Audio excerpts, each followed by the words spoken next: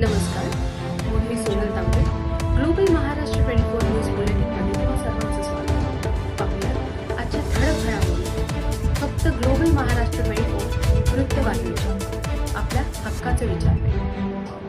आज आम्ही शास्त्रीनगर रुग्णालयामध्ये डॉक्टर श्रीकांतजी शिंदे कल्याण लोकसभा खासदार यांच्या वाढदिवसानिमित्त फूड पॅकेट वाटपसाठी आलो होतो पुढे.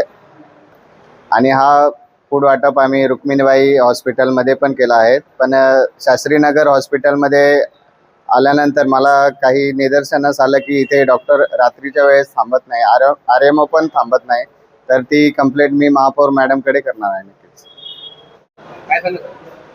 आज आम्ही कल्याणचे लाडके खासदार डॉक्टर श्रीकांत शिंदे साहेब यांच्या वाढदिवसानिमित्त शास्त्रीनगर रुग्णालय तसेच रुक्मिणीबाई रुग्णालय येथे आम्ही फळ वाटप करण्यासाठी आलो होतो.